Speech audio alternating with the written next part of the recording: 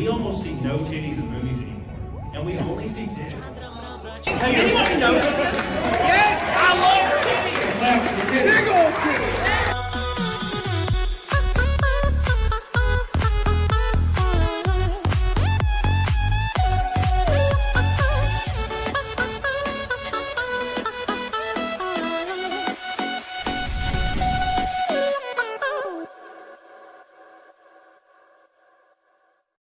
Oh yeah. See, okay. So now that you've seen the intro that I warned you about, was it fine? It was amazing. Good. I loved it. Awesome. Especially everybody, the comment was very spot on about the movies. You know. Good. See, like I'm always worried that they're gonna be like, wait a second, I don't know if I like this. Yeah. But everybody in the chat, I want you guys to welcome one of my favorite guitarists in the world. Top 3 easily. And that's Gus G, my man, dude. I was so surprised when you emailed me back. I was like, "Woo!" Yeah, dude. Thank you for having me, man. Thank you for inviting me for this. I'm glad to be here and hang out. Yeah, hello to everybody who's joining us tonight. Oh, and today. And Zia's here, the beautiful Zia. How you doing, Zia? Yeah. So I was, I'm feeling very adequate. I feel like I'm a man, and then Gus turns on his camera and he has 900 beautiful guitars behind him, and I'm like, oh, never mind. All I have like one. I have my goofy PS10 sitting here. That's all I have, and then I have like an ESP back there somewhere. That's a nice guitar, man. Can I see that? Yeah, dude. It's very shiny, very shiny. It's what is like a sparkling red. Yeah, it's a Japanese 92 PS10. Ooh. Maybe, I think. It's a really nice guitar. It plays like a butter. Nice. But yes. Anyways, so you used to play ESP guitars back in the day, I think. Mm-hmm. Because I remember, because that's the reason. So you were playing ESP, and I was like, man, I have to get me an ESP standard. I have to, because Gus has some. So I got me some. And then you moved to Jackson, and I was like, well, damn. Now I got all these. Yeah. ESP. What the hell happened, Gus? Yeah, now I have to get Jacksons now. Yeah, you should. They're great guitars. Yeah, dude. Now, I mean, I was with ESP for like 12 years, since my very first, let's say, endorsement when I started playing in Dream Evil, we were given some guitars by the Swedish distributor of Washburn. And they gave me like one of those limited edition, like Dimebag Darrell model. Oh. And that one was like I heard later, it was not like a mass production. I think it was just this culprit guitar, and I never really saw him with that one. I think they just only made like 50 of them or something. Yeah. And I had a couple of them, and maybe they didn't sell, maybe they didn't like them, I don't know. And then later, I started working with ESP, and yeah, that's why I continue with this star shape that reminded of Dimebag, because ESP suggested that I continue with this type of shape. Yeah. When they were gonna make me guitars. And anyways, yeah, long story, but I played ESP for 12 years, and they're great guitars. I know people have been bummed out, and they give me shit for switching guitar brands and stuff. But at the end of the day, it really is. I think all of these companies make really good guitars, man. So yeah. There's nothing to be upset about. It's like tomorrow you can have another preference. It's okay, Yeah, yeah, yeah. I guess, man, I just don't have enough money to buy them. I just wish I did, man. These ESPs broke me. They broke me, because I'm like, I have to get a Japanese ESP. Oh, you got the Japanese one, the custom shop? Yeah. Well, it's like a standard. No, it's a standard series. Okay. Yeah, it's like a standard series, just ESP. Oh, dude, made in Japan. This one is like this the Eclipse. This is probably their best selling and one of their best made guitars ever. Oh, it's butter. It even smells nice. Why does it smell nice? I don't understand. I don't know. Yeah, all the guitars that came from Japan always smelled like brand new and super. Even when I took them on the road for months and months, they always smelled good. Like the cases and the guitars always. Yeah. Dude, every time I open my ESP cases, I'm just like, oh, it smells amazing. It doesn't smell like Sharpies, like guitars or whatever. Yeah, it smells just beautiful. just absolutely beautiful. But anyways, I want to know your story from start to finish, because like I was telling you before, I've always wanted to be a musician. That was like my thing. Like I think I was 12 or 13, and I found my sister was dating this guy, and he like brought a bunch of DVDs to my house because he was like into music, and he's like, "Hey, dude, watch these," and I was like, "Okay." So I was watching through these like live DVDs of bands, and I got to one called Hammerfall, and I'm sure you know who that is. Of course, yeah. Dude, I don't know what it was, but it spoke to me. And I was like, well, I have to. So I picked up a guitar, bought one from a pawn shop for $20, started learning everything. I just would watch them play live and try to learn all their music. And then I started branching out into everything else. And that's kind of where my love for music came in. But you actually took it to another level and became super famous Gus G. So how did that all start? Like, where was the inspiration? And then, like, how did the story play out? Oh, wow. Okay. Well, I mean, I've been playing guitar since I was 10. I'm 43 now. Actually, this month I'm gonna turn 43. Wow. So I've been playing most of my life. I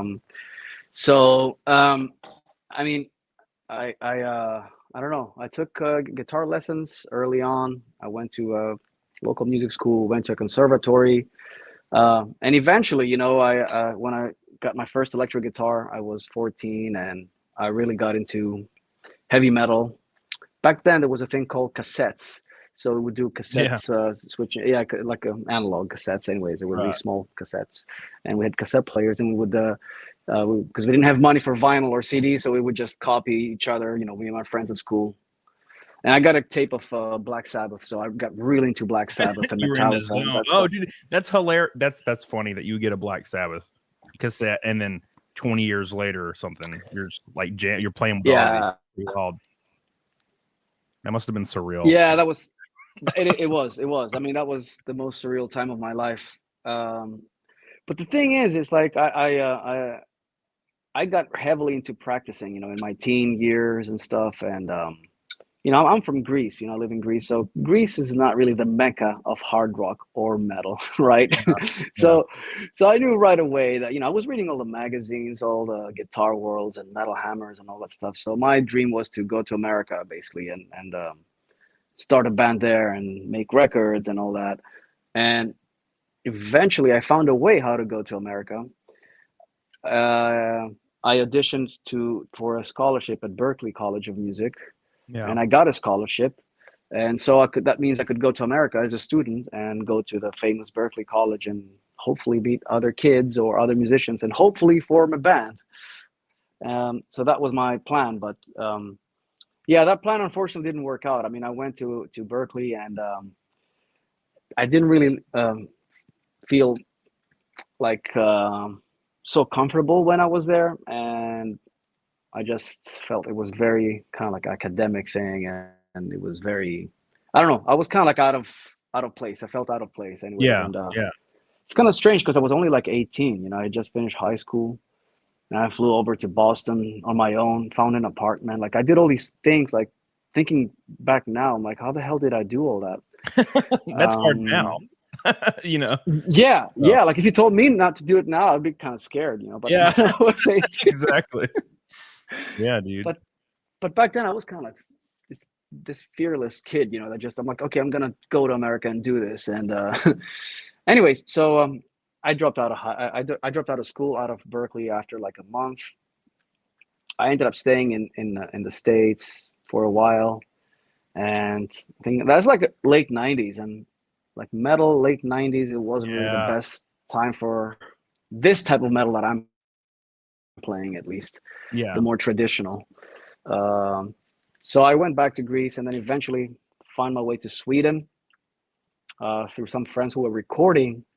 It's funny you mentioned Hammerfall, because my friends were recording at Studio Fredman. That's where Hammerfall were making the records, and their producer was this guy. Yeah, their producer was this guy, Frederick Nordstrom. He owned Studio Fredman, and so I met Fredman, and we hung out for a while. I was spending a few weeks there in Sweden.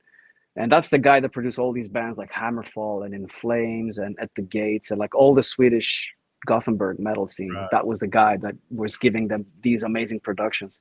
So anyways, one thing leads to another. Me and Frederick start jamming, and we formed this band called Dream Evil. Right. So I mean, it took us like 3 or 4 years to get things off the ground. It wasn't like an overnight thing. We had to write the songs, figure out who's going to be in the band. In the meantime, I was between Sweden and Greece, flying back and forth, trying to survive somehow. Anyways, so Dream Evil makes a record, and things kind of start taking off little by little. We didn't expect that, but the band did really well in Japan and Europe, and even like in America on an underground level. Like it was, there was something happening. So, and eventually I had my own band too. I started Firewind, and like in the early days, I was involved in a lot of projects. Yeah. I was in at some point I was in 4 bands at the same time. Like you have to think they were all like demo bands originally. Nothing was really signed to any label, but eventually, like after 2 or 3 years with all these demos, we were offered record deals. So at some point, like around 2002, 2003, I was like on all these records that came out, and started making a name pretty quickly. Yeah. So anyways, I think I've been talking too long here, but that's the backstory. No, this is great. This is fascinating. So you move to America, you go to Berkeley, and then you drop out, and then you're kind of floating around, and then you move back, you find yourself in Sweden. Do you find, like, are you having those thoughts where you're like, maybe I can't do this, or maybe this isn't gonna work out? Like, because I have those thoughts all the time about everything. You know what I'm saying? Yeah, I know. I totally know what you mean. The craziest thing is that back then, I was so confident that this was going to work out, which is stupid. I don't recommend this to anybody to think like, oh, it's going to work out. You're going to make it. Like, I had no plan B, honest to God, like no plan B. Wow. Like now I'm thinking like my outtake on life is totally different now. Like I'm thinking, well, we're going to do this, and then we're going to see, like, I'm thinking way more like on business terms, or if you like this, I need to have some kind of backup plan in case this doesn't work out, and if we don't do this, I can do that, and so on with everything. Like, I'm trying to plan things more safer. Yeah. But I don't know, man, like when you're like 18, 19, you don't really care. Like, I was living on canned food in Sweden for like months. Yeah. Like, okay, so what's most important is your ability, your like guitar playing ability. That's why I feel like like you can't ignore it, right? So there's a lot of things that go into it, but your guitar playing ability, in my opinion, look, you might not think this because I don't think it about myself. I think I'm garbage, right? But I hear like a lot of people will tell me like, wow, you're a great guitarist. And I'm like, I disagree. mm-hmm. But I don't feel like you can be at your level and not as long as you're producing music. I just don't see how you can't, at least make some waves at your level, because your level of guitar playing is outrageous. It's like there's runs that you do, and I'm just like, oh, and I'll download tabs, and I'm like, I got this shit. I'm gonna learn the Gus way, and then I can't do it. I'm like, damn it, Gus.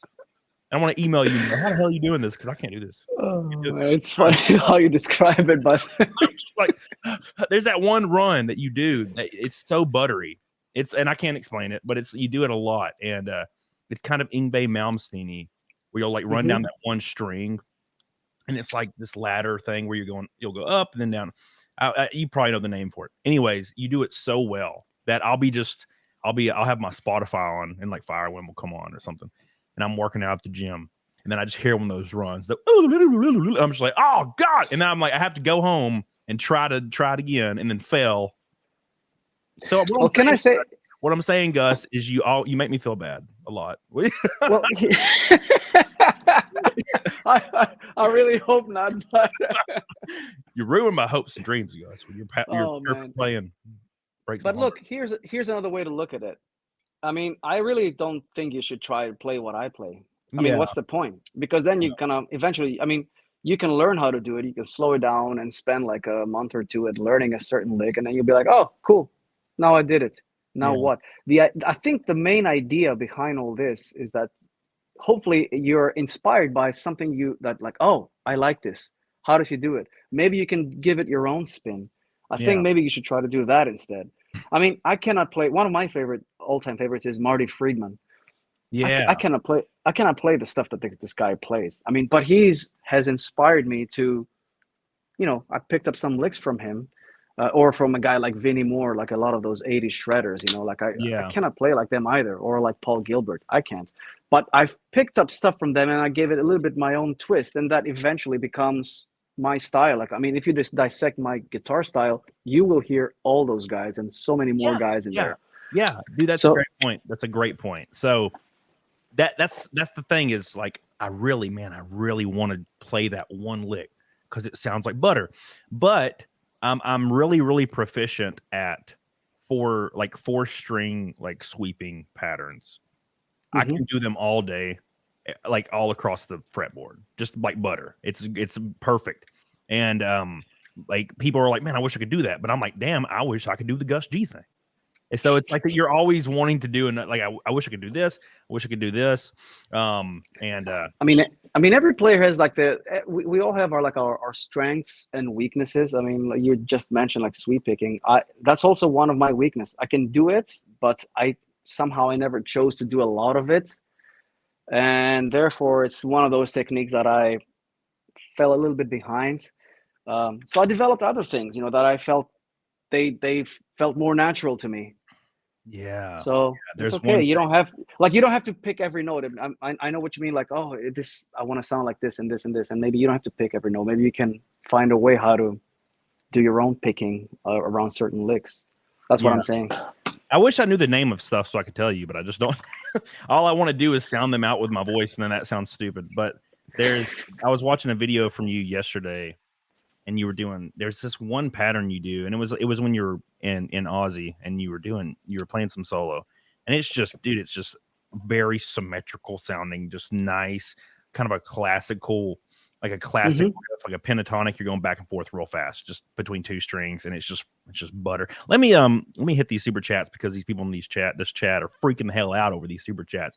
Outlaw 2, real quick, with this giant, fat, swollen red boy. Thank you so much, my friend. Wow. $100 super chat says, let's get this started. I love you, Outlaw 2. I appreciate you, my friend. But not alone in his red voyage with Outlaw 2. It's Disco Cobra with $100 super chat. Hot diggity damn, my boy. I appreciate you so much, Disco. I missed you, man. I feel like I haven't seen you forever. It says, haven't dropped 100 in a while. Just wanted to support the stream. Not really the most well-versed in metal. I just got here. Who does he play for? And who did he play for? Sorry, I only follow so much in the world of rock and metal. I'm sure he's very very talented is a very understatement. So Dream Evil, Firewind, Ozzy Osbourne, just to name a few. The Scream album specifically. And I was looking at your info the other day. There were, like you said, there was just so many projects that you were in in 2002 to 2005. It was just like across the board, So, a lot, yeah. Yeah. Gus G's the GOAT. I saw Gus G, and we were talking about this before we went live. And somehow Gus remembers the show. I guess that's because you play hundreds of shows, right? So, but it was in 2011 and 13. Was it 2013? Really? Yeah. Oh, yeah. Wow. Well, I was a little bit older. I was 23, and it was with Teresa's, and it was in Atlanta, Georgia. And I didn't even know Firewind was. I was like, my main goal was like, I have to see Teresa's. They never come to America. Then I get there, and then Gus G just walks out and starts shredding on my face, and I'm like, "What's happening? Why is Gus G here?" Yeah, it was pretty cool, man. It was a very interesting experience to see at the masquerade. At the masquerade, yeah, it was awesome, dude. And it was really weird because I was like a foot away from the stage, and it was kind of a low stage. It wasn't very high. Yeah, it was a small room. We played at the downstairs room, and it was like a low stage, like you say, like a lower ceiling kind of thing. Yeah, and is that venue still around or no? I don't know. I haven't been to. I try to stay away from Atlanta nowadays because I live in a completely different place than I used to, and bands come like 5 minutes from my house. There's this place right beside my house and in downtown, and I've seen Coheed and Cambria, Black Label Society, Primus. I've seen all these bands, and it's right down the road, so it's really, really close. Oh, cool. It's in Alabama. Have you ever played in Alabama before? No, I haven't. I See, don't know. It's starting to finally get there to where it's like a place people come to play. Yeah. But yeah, we just now started getting really nice music halls in one of our big cities in Alabama. So it's been a lot of fun. Let me tell me about because I've been really curious to know the thought process and also everything that happened with you playing with Ozzy. And I'm sure you've talked about it 100 times, but you know, that's a big damn deal. There's like what, 5 people can say that. So how did that whole deal come about? Like, how did you just find yourself auditioning and then being in Ozzy Osbourne? Yeah, it was really strange, man. I mean, there is a little bit of a backstory to it where, look, in 2005, I was touring with Arch Enemy. I joined Arch Enemy as a touring guitar player, and we did Ozfest. Their second guitar player had just quit, and Chris Amet. So I joined. We do the tour. It was like actually that tour that year was Black Sabbath and Iron Maiden. Right. I don't know. Maybe you're too young to remember, but that was. I don't know if you ever heard about that. I mean, how old were you in 2005? You were probably 15. You were a kid. Yes, I was 15. Yes. So anyways, there was like this Sharon threw eggs to Iron Maiden during their show. There was a lot of controversy over that. That happened. That happened that summer. Anyways. Yeah. But that summer, another thing happened was like I remember like Blabbermouth, while we were on tour, Blabbermouth announced that Ozzy's looking for a new guitar player. We saw the news, like, and I mean, I was on tour there, and Black Label Society was opening the main stage or something. So they both Ozzy and Zach were there, and then Ozzy announces that he's looking for a guitar player. Anyways, I think I dropped one of my CDs, my Firewind CDs, at the production office, and I said, "Hey, I'm this kid from Greece. I'm on second stage. I'm playing with Arch Enemy. So if you guys looking for a guitar player, if you're holding auditions, come see me." And I heard nothing, nothing happened, of course, Yeah. And I mean, that was just me being crazy as I was, when I was younger. I was just fearless. I just didn't care. Like, okay, I'll play guitar for whoever wants me to play guitar, and I'll just, it doesn't hurt to ask. Yeah.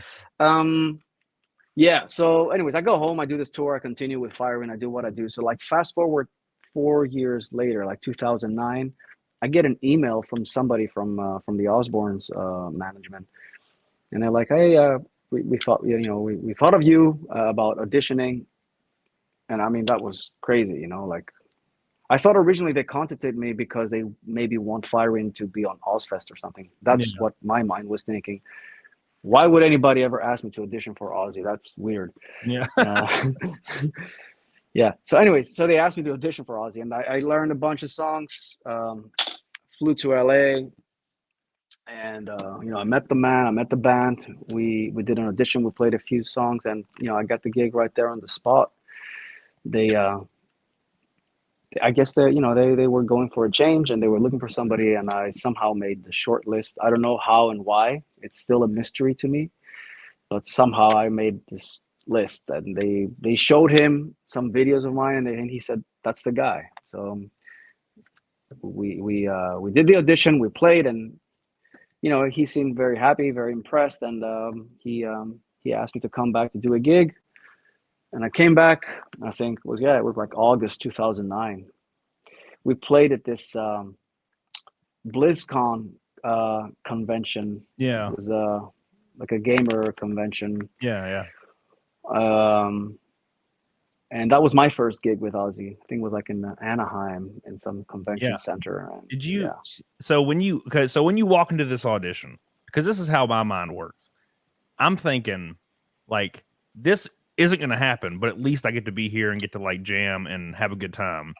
Or like, what was going through your mind when they were like, that was exactly what I was thinking. Like, well, I'm definitely not going to get the gig, but this is going to be one of those stories to tell my friends and like whoever, my family forever and ever. Like, I once met Ozzy and I was in the room with him, and I thought that was going to be a cool story to tell. But I really didn't think I was a guy for the gig. until the minute we started playing.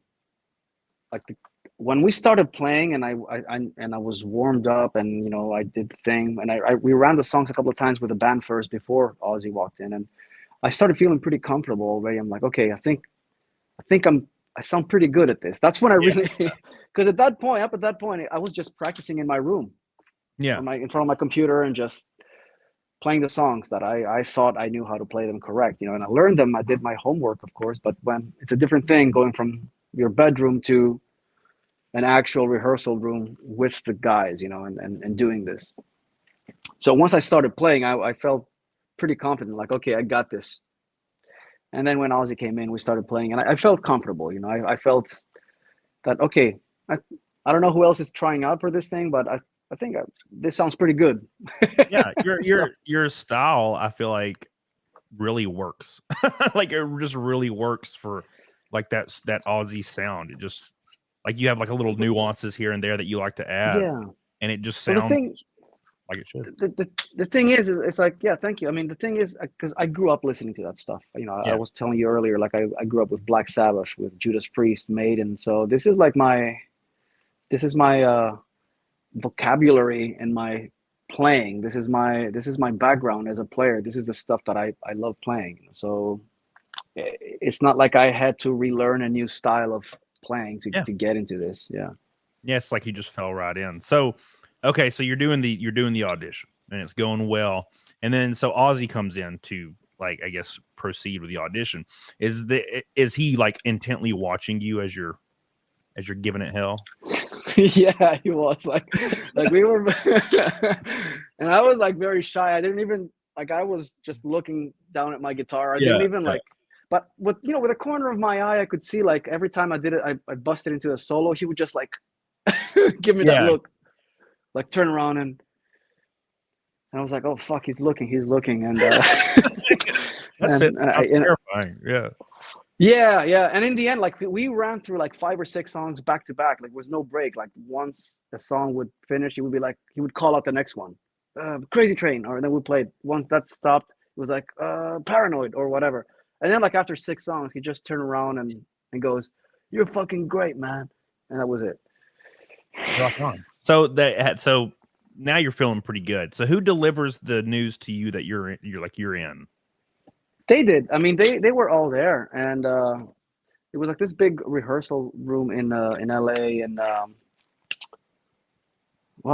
in Burbank, I think, the area. Anyways, but there's these big complexes with big professional rehearsal rooms. That's where all the big bands rehearse, and they have all the gear and stuff. So these rehearsal rooms are like recreation of like a proper stage set, So anyway, so. And they have like different rooms. So like Ozzy, Sharon, and the assistants go into this other room, and they chat. And I'm left in the room by myself. It's just me and Tommy Clufetos, the drummer. Yeah. Who was not the drummer at that time. The drummer was Mike Borden, the guy from Faith No More. But Mike was in Europe at the time doing a Faith No More reunion tour. Right. So Tommy comes in to help the guys audition me. And I think that's when Ozzy spotted Tommy as well. And he's like, oh, he's great too.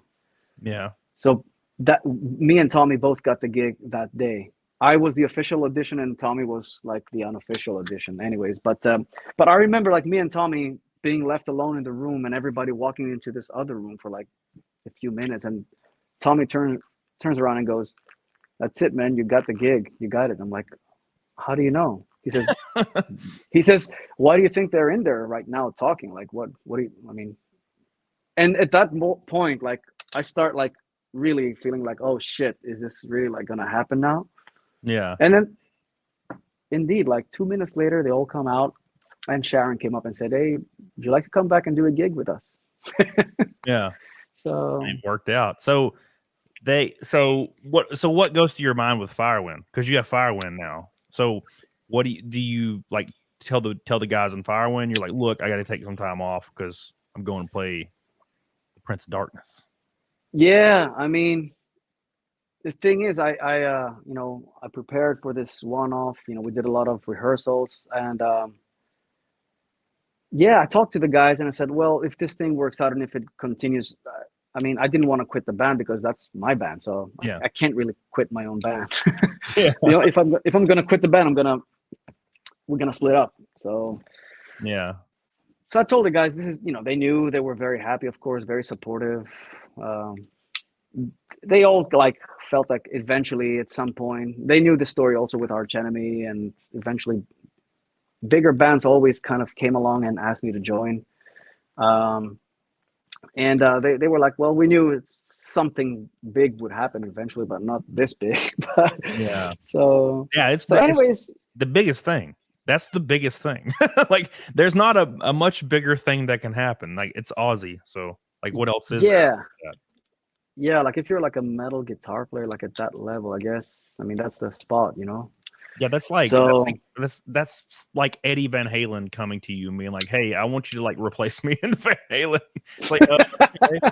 There's like nothing else higher than that. Like, what else do you do? Yeah, that's pretty cool. So, anyways, I mean, yeah, I told the guys, and they were cool. You know, they knew. So we all played along. Everybody was on board, of course. You know, so and they were happy. And then we still did things. You know, when I had breaks with Ozzy, you know, we went out and did like small tours here and there, and some one-off gigs and some festivals. Yeah. So did so how long you played for Ozzy until when? 2016, am I right? Or pretty much, yeah, pretty much. Like the last thing we did was the end of 2015. Basically, after the world tour, we did the album Scream. We do a world tour for like a couple of years, and then he goes into the Black Sabbath reunion. Yeah. And the Black Sabbath reunion originally did not work because Tony Iommi got sick. He got cancer. So then we went back out and did a tour in Europe called Ozzy and Friends. We didn't do that in the States. We just did it in Europe. And it was basically Ozzy and the band, us, and we had guests like Slash and Geezer Butler and Zakk Wylde, and it was just wild. Yeah. So we do this, and then he goes back and does Sabbath for a couple of years, and like those years we were just doing sporadic things, like a one-off. We would do like maybe 3 weeks in South America, or maybe like one gig in Japan, or maybe a couple of festivals in America. So there wasn't a lot of stuff happening the last couple of years. And eventually, after he finished up with Sabbath, he announced his own farewell tour. He did a farewell with Sabbath, and then he was going to do the No More Tours #2, the farewell, the Ozzy Osbourne farewell tour. And I think that's when he announced that, that's when I kind of like exited, and then Zakk Wylde came back to kind of like finish off things. Yeah. So, was there an explosion of celebrity status when you joined Ozzy? Was there like a noticeable, like, you know, like, I don't know, social media or maybe just personal, like now you're this like world-renowned guitarist? Did anything change in that area?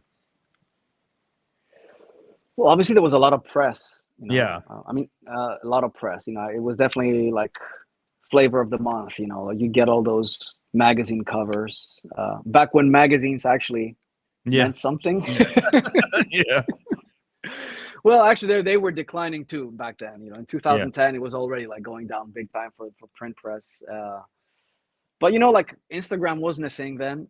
Yeah. Twitter had just started happening. So, like I did like when I was in my prime with Ozzy, there was no social media except Facebook, really. Yeah. MySpace. Do you even remember that? MySpace. That I remember MySpace. Yeah, that thing died down. Yeah. So then you go. Okay. So then there's the world tour, and then he comes back to do the reunion thing. So what exactly happened there? Because I've watched videos about it in the past. Because you know, I was when you exited the band, I was like, because I was like a huge Gus G fan now, and I'm like, what the hell's going on? Because I don't like now, and this is nothing against Zakk. I love Zakk Wylde. I adore that man, but I preferred your like really clean and accurate style to his kind of like laid back, you know, kind of like rock style. So I was always like kind of frustrated, and I would look for videos and be like, "What happened? Somebody tell me what happened. I need to know. I need to blame somebody." So like, how did you find out? Because I remember I've watched videos in the past, and it's kind of like there was like no information, and things just kind of happened. Like, what exactly happened? Yeah, I mean, there wasn't a falling out or anything. Yeah. I mean, they gave me a call. Sharon actually called me at home. It was pretty late because I think she was in LA, and then it was like 1 a.m. here. Yeah. So, and she called me. She's like, "I've been looking for you." I'm like, "Well, I've been home." And she's like, "Well, I just wanted to let you know, that I don't want you to find out online. I want to tell you personally. We're gonna go and do this."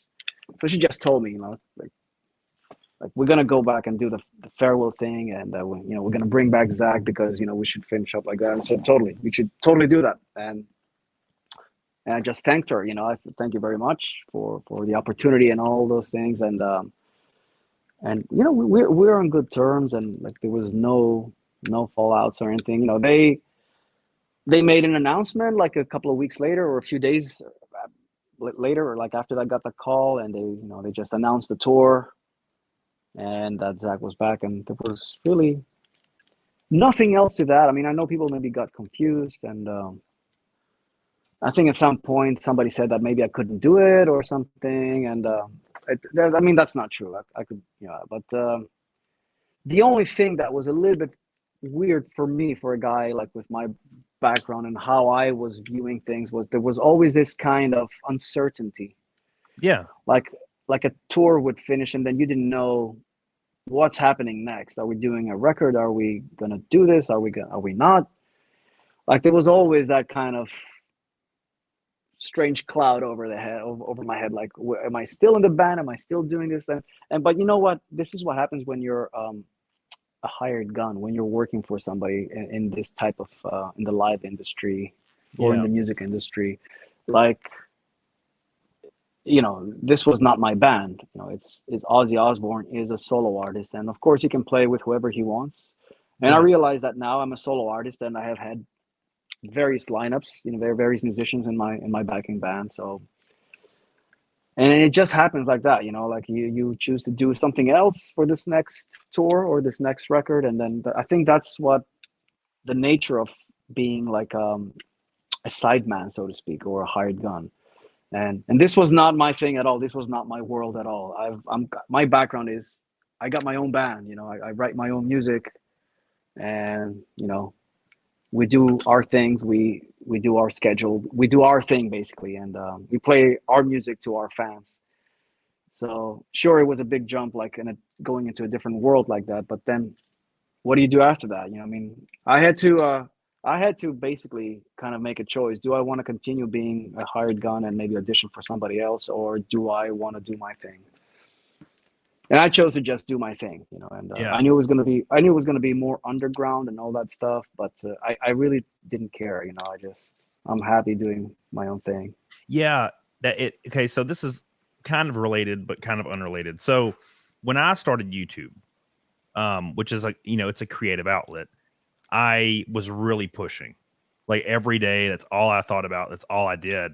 I was pushing. And then once I got established, and by established, I mean, like I hit 100,000 subs on YouTube, which is kind of like you're officially a medium-sized channel.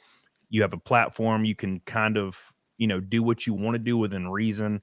And you have this audience that are always kind of there for you, a loyal audience. You can always say, well, I did the thing. I was successful at this thing, about the most successful you can be. So now I'm going to try to enjoy and create and like enjoy my output. So like that's what I'm thinking. And you did it to a way higher standard. Like you go and play for arguably the most known artist of all time, especially in metal, of course, but just in general. You pay for the biggest artist of all time for years. You're on a record. You're on Scream. Yeah. So like now, like I would just be like I'd be writing music for Firewind, writing some solo records, and just jamming and touring and having a good time. I mean that's what I thought. I thought even if I audition for something else and I do something else, it would still be kind of like a downgrade, So nothing you can do, Yeah. No disrespect to other artists and stuff like that, but like on a level, like I'm like, well, if I'm gonna downgrade, I might as well just do it on my terms and do my own thing. And And I can't complain, man. It's been good. Like, we have a really, we're not the biggest band in the world by all means, and I know we don't always reach the most people we can, but we do have a loyal fan base, and we're able to still travel the world and play, and we still make records, and they resonate with some people around the world, and we do okay. It's all right. It's a good thing, and I'm happy. I'm very happy. Like artistically, like pure artistic freedom, we can do whatever the hell we want, and I wouldn't trade that for anything really. Yeah, and Firewind's fantastic. So I'm every record that comes out, even I've been listening to a lot of your solo stuff too. But just I listened to the Leonidas. There was a really cool video. I remember when the video came out. Now I know it's been a while now, but I really enjoyed that one. But yeah, I have a lot of Firewind, and I think you guys did a cover of an 80s. What was that song? I can hear it. We did Maniac. Maniac. Yes, it's like a staple of my Spotify for some reason, and I don't know why. I just love it. It just it's a really good kind of version of that song. I really enjoyed that. It's a funny story about that song. Like we recorded it as like a filler song for that album we did back in 2008, an album called The Premonition, and that was like one of our bigger albums. And we did that as a funny kind of thing in the studio late night. And that thing we never really, we played it live on that tour, but then we kind of said, no, it's not metal. It's too disco. Yeah. Maybe leave it. We were too young and too metal, I guess. Yeah. So, but that song like became our biggest song on Spotify. I think it's got about 14 million streams now, or somewhere close to that. Yeah. And it's a pretty good number. And for us, I started looking at the numbers recently. I'm like, okay, that song somehow is on all these playlists, and it keeps generating all these streams. And I guess we have one of the more popular heavy versions of this song. Yeah. Because there's been many versions of that song, but I think ours is one of the most popular covers, like rock or metal covers of that. Yeah, the guitar tone's just beautiful. It's such a great guitar tone. So we started doing it again. We started adding it to the set list again. You can see like the minute you play that song, everything changes in the venue. Everybody goes into party mode. It's just one of those timeless classics, It reminds me. No matter what kind of spin you give it, it's just a great song. Yeah, it's a great song, and it reminds me of the song that Teresa's does, the Boney M song, Rasputin. Yeah, it's just such a great jam. Like it's a great jam. It's one of my favorite songs that they do, and I love their whole discography. So it's really cool to have just a song that hypes people up, regardless if it's a cover or not. There's actually some bands out there their biggest song is a cover. Like it's and they just play it, like Alien Ant Farm. They did that Michael Jackson cover, and that was there are a lot of examples like that. I mean, I can think of right off the top of my head. I mean, Marilyn Manson. I think he became popular with covers. Yeah. He did. Tainted Love, and what was the Eurythmics? Here Comes the Rain Again. I think he a lot of his big songs were covers. Yeah. And I guess if it works, it works. Real quick, Bob the Elder says Huntsville is a destination city for tech jobs. That's why we finally get these awesome bands here on the regular. Never caught one of these streams live, so I had to chat. Thank you, Bob. I appreciate you. And then Billy, I know you were saying I missed this. And I said, all I can get for now, but I bought some new Samsung earbuds and I'm at work. Well, I'm glad you're working hard, man. And I hope you're doing well. I saw you make a comment, Gus, on a video once, because it was the weirdest thing, because I have the same exact. See, you said something like your hands don't sweat or something, right? Oh, yeah. I remember this correctly. I think about this a lot, and I don't know why. And you said you don't have to change your strings very often or something like that, right? Did I use that for an excuse? I think so. No, because dude, I have these. My hands look like old people. I don't know. It's weird. My hands don't sweat at all. And I don't change strings for like a year, man. And all they lose is like the tonality. They don't lose. They all feel great and slinky, and they're all shiny, Yeah, I mean, strings will rust whether your hands sweat or not. I think for guys that sweat a lot on stage or whatever, when they play, they sweat a lot in general. I think they have to change a lot more often. But for maybe dudes like me or you, we don't have that problem. But you should still, I think, change your strings like quicker than not that like take a year to switch strings. Like It's a maybe while. after maybe like once a month or a couple of months, you should definitely do that. Yeah, I do it. It's a while. It's I'll notice it finally, and I'm like, man, I probably should. Well, so what I do is I'll finally sit down to record, and I'm like, man, I should probably change like these strings because I know it's been a long time, and it's always when I buy a new guitar, I'm like, I have to like change the strings and polish everything, and then it stays that way for the longest time, and I keep finding myself lowering my gauge. Like I was at 52 tens for the longest time, and I slowly dropped it down to like, 48, 46. And I'm like, I don't know why. I'm just prefer the lighter gauge strings more and more as I get older, unless it's like a 7-string or something like that. Yeah. But what is the gauge of? Do you use different gauges for different tunings, different guitars, or do you just same gauge all the way around? No, I have one gauge. I used to play 10 to 56. I'm tuned like one whole step down, so all of my catalog is like one whole step down tuned. Yeah. And I do like some drop C tuning and stuff, but that's it for a couple of songs. The rest is just the same tuning. But now I also went like 1052, going a bit lighter. But that's it. Like do you do Ernie Ball stuff, or what do you do? I use DR strings. Oh, okay. Yeah. Dragon skins are called. Yeah. Dragon skins. Scare says, what's your favorite Black Sabbath song? Mine? Yeah. Oh man. I mean, the catalog these guys have, anything off the first 4 albums. Ozzy's watch. Make sure it's a good answer. Yeah, exactly. I think I'm always between like Into the Void or Fairies Wear Boots. I don't know. Yeah, Into the Void's a great song. Nat Richards says War Pigs, also a great song. Also a great song. Too.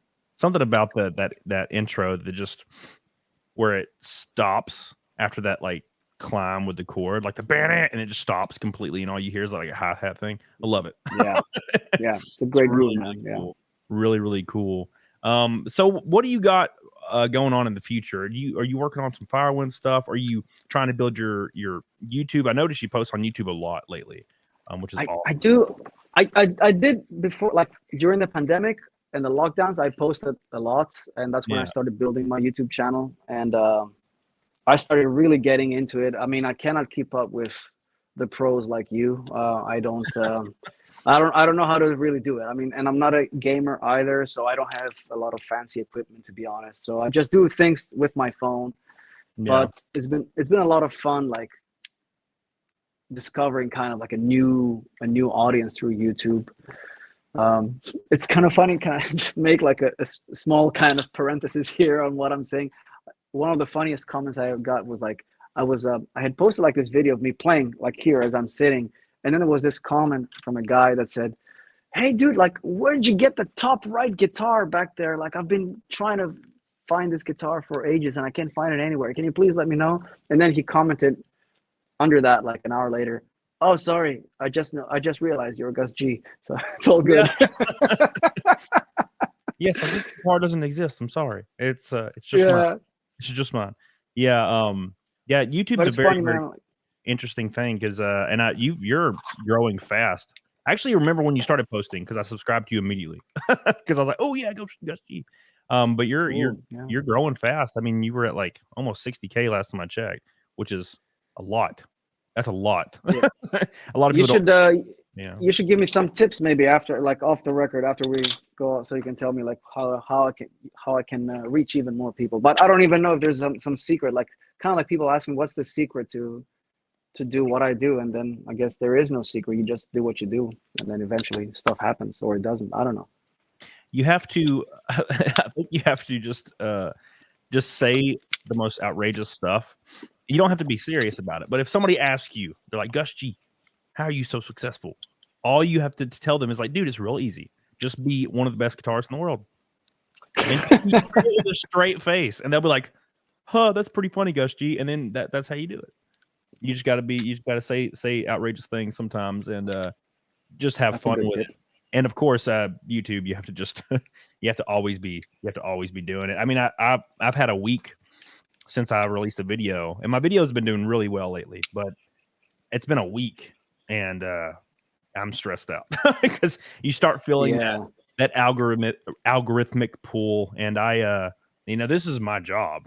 This is what I do every day, and it's more geared towards these shows now more than anything. But the videos are how you bring in subscribers, right? So, Right. the best stuff you can do as a guitarist is like your top 5 favorite hair metal riffs and top 5 favorite heavy metal riffs, top 5 Ozzy riffs, and you just freaking play them back to back, put out the video. And you being Gus G, you're gonna play all of it amazing.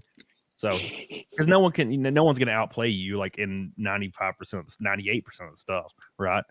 So you got to use that to your advantage, Gus. Use it to your advantage. Okay, I will. Okay, thank you. Yeah. Just use the fact that you're a guitar god and just go with that. But these are good. These are good tips. I mean, I'm not, that thing. Like to me, like this whole guitar god thing doesn't exist. But it's like we're all dudes that love playing guitar. That's what it comes down to. Yeah. And it was the same when I met some of my idols. I just realized that when I was in the same room with those guys and we started talking about guitars, we were like getting nerdy, like you and me are getting right now. Yeah. We're talking about string gauge and what do you use? And you're like, it's just dudes with guitars. So, but yeah, I mean, these are good tips, and like I said, I want to continue doing the YouTube thing. I like the community on YouTube that we've built and stuff. And also, in my opinion, YouTube is great because it's a great search engine. You can find whatever you like. You just type it, and you can always find something, as opposed to other platforms where people just scroll and then it gets lost on the feeds. Yeah, it is. That's I do that every day. I just type in. So like I was trying to find one of my friends. He asked who I had on my show, and I was like Gus G. So I was trying to find a couple of videos of you doing certain like runs or playing, and I just pulled it up on YouTube and sent him links to him of you just jamming. So yeah, and I think my first experience with this is I was in Las Vegas in 2011, and I was at this conference because I worked at a company called GameStop for 11 years. It's a very long time, and I went to this conference, and it's a gaming conference, right? So okay, I get there and there's all these, game, like booths and whatnot. And then all by himself at a table, like with photographs to autograph, was George Lynch. Just by himself. Just George Lynch just sitting there from Dawkins, just chilling. And I'm like, why is no one talking to George? So I'd run up to George Lynch and I'm like, oh my gosh, George Lynch, I love you. So I get him to sign a thing or whatever. And I was like, man, I hope that one day I can somehow find a way, because my route was still, I wanted to be a musician, and I was like, I hope I can someday like play with you. And he was like, oh, well, just let's go up on stage and play together. And there was a stage behind him, and he just gives me his old M1 Tiger, that like yellow striped guitar, and really, yeah, and it was set up so well. And we jammed through like 2 or 3 Dawkins songs that I knew, and it was really cool. And he was like tuned half a step off or a full step off of me, so he was playing the same thing but like in a different way. And it was really, really cool. And I have like a video, old video from it, and it's so silly. I was so nervous, and that was like the first time. And he was just a normal, super cool dude, just normal. Yeah. So George is super cool. Yeah. I've known him for a long time, and he's super cool. And the guy's legend, And how cool was that, man? That he just gave you his guitar and you guys jammed like on the spot like that. Yeah. Not many guys would do that. No. Would you do that, Gus? You wouldn't do that for me. Yeah. Yeah, I would. Gus, you just gonna give me your prize guitar? Here you go. I would if I didn't like. Maybe he was like, but if I was very busy, of course, maybe not. But maybe George maybe George had a few minutes to spare there and hang out. And you're a likable guy, so maybe he's like, yeah, this guy's cool. Yeah, I was real nervous. Yeah, I don't know. It would be hard to play. You would be shredding my face off. But I would specifically learn Firewind stuff just so I could fit in. I would relearn the Fury, and I would learn Mercenary Man's a good one. I would learn Yeah. what's the one song that I can't remember, but I love it. I forget what it's called now. It's it's on my Spotify playlist. It's got a really, really cool like intro riff to it. Okay. Insanity, is that what it's called? Oh, Insanity. Yeah. Great song. So yeah, I'd learn those, and then I'd just jam, and I would hide in the background, let you do your thing. You know? You gotta take the opportunity. Like if you have the chance. Like when I did a tour once with Marty Friedman. I know I talked about it before, but we did my first solo tour was also with his solo band. We did a tour together, and that's what I did backstage every day. I just bust his balls. I was like, Marty, show me how you did this, how you did that, like all the stuff. Like I was just like right up his face. Like yeah. That's how I would be, and I mean, I guess you can do that though because you're Gus G. I feel like you've earned your right to go up to another guitarist and be like, teach me a thing or show me it right now, so I can steal it like your soul. Just take it from them and reutilize it yourself. Exactly. Yeah. I'm taking this from you, sir. It's mine now, Marty. You go back to Japan. Dude, I love Marty Friedman. The way he holds his picking hand is the weirdest thing to me. It doesn't make sense. It's the most unorthodox thing you ever seen, like this. Yeah, and he's just shredding. I'm like, I don't even know how he's doing that. It reminds me of Michelangelo Badio, how he holds it like right. Like I don't even know how he does it, man. See, that's the thing. Like this goes back into what we were saying earlier. Like there is no like right or wrong. Like you just do things and you give them your own twist. Like there's no wrong way how to hold a pick or a right or a specific way. Like whatever works for you. And it's probably the same about those licks you were talking about earlier. Yeah. Like you just give it your own spin. Like whatever works for your style best.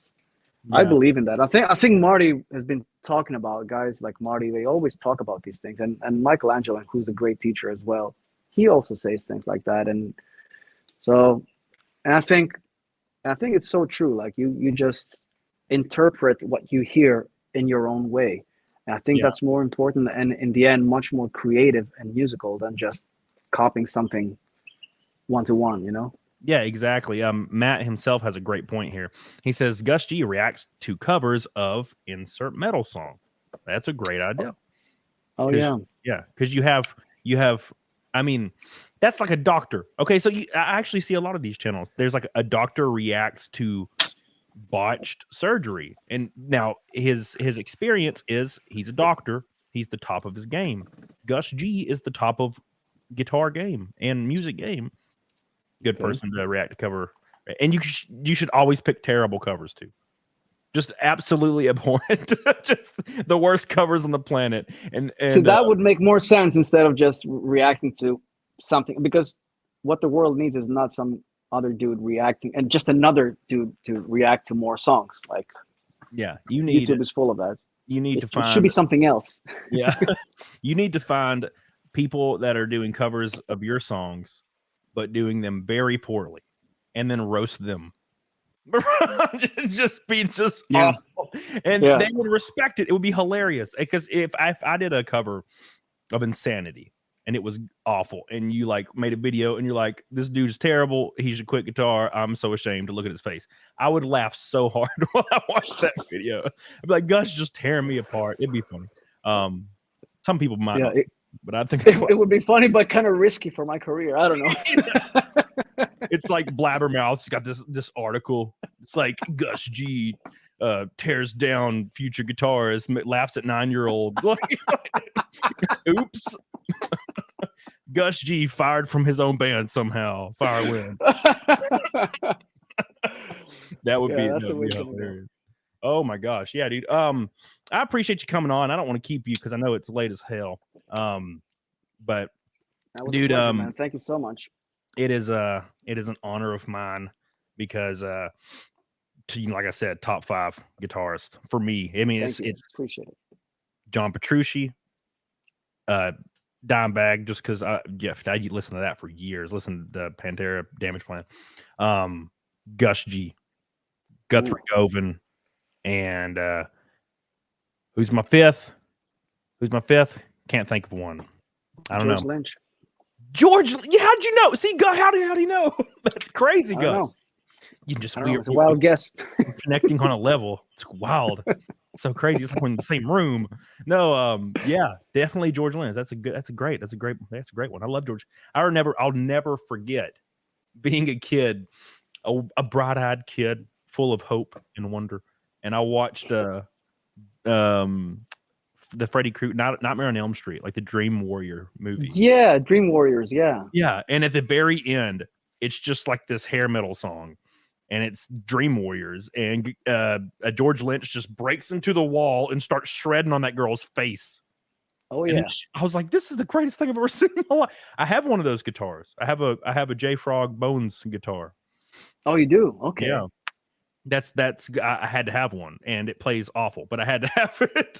It's not a great guitar, but it looks fantastic hanging on the wall. It really, really Oh, does. cool. But yeah, it's I had to have one of those, obviously, because George Lynch and whatnot. You got to. And I want to kind of like, it's like what are those? It's like a Kramer Beretta or something. What is it called? I can't remember. Or Pacer. I always wanted one of those just standard looking Pacers or whatever. Like looks like the Jackson you have back there, the red ones. Just that. Oh, really like those the San Dimas, they call it. Yeah, like the maple fretboard and the nice retro shape. It's very California, isn't it? Yeah. But I've never liked how maple fretboards feel, but I always just wanted one for some reason. They are harder to play. They are than like if you're used to rosewood, they're harder to play. Yeah. But they sound brighter. They have a brighter tone. And I mean, when I designed that guitar, yeah, that's my San Dimas model. When we did that, I wanted to just try it out, and we made a couple of prototypes, and I was like, wow, this one is very cool, and it just looks cool, with a candy apple red. Yeah, it's a beautiful guitar. I'm trying to make sure I got everything. Yes. Okay. So real quick on Rumble, Scaly One says, much love to the stream with a $20 Rumble rant. Appreciate you, Scaly One. We're going to go ahead and log off this bad boy. I will have another show tonight, guys. I'll be here tonight. Okay. This was a special one-off because Gus is in Greece. So it's very early for me. But I will be back tonight, of course, to do the Fight Milk, the Naked Snakes, and all that stuff. So don't forget about that. Follow Gus G. Sonia's already got it in the chat. Make sure you put Gus G's link everywhere so you guys can give Gus G a watch. Truly an inspiration and an insane guitar player that I wish I could get to that level. I'm already 33 though, man. I can't improve anymore. It's over. Well, the thing is, you played me some of your stuff before. I thought it sounded pretty good, man. Yeah. So do you write music for games and stuff like that? Are you into that? I would love to do that. I've voiced characters in games. Okay. Which have not come out yet. But I have as far as writing music, I could do it, I think, because game music's a little different. I feel like it's a little bit easier to make something more ambient and direct. What would be hard is like actual like metal, because then you just have to have an instrumental that's just shredding face. I don't feel I'm as good as writing leads. I'll send you some stuff later that you can maybe take a gander at, yeah, I'll be happy to check it out, man. Well, rock on, dude. Make sure you guys follow my boy Gus. Put all the links in the chat, my friends. I'll see you guys in a few hours on the show tonight, and get the hell on it, doggone it. Appreciate you again, Gus. I'm gonna go ahead and end it. Thank you very much. Thanks to everybody, man. Thanks for the support. Hell yeah.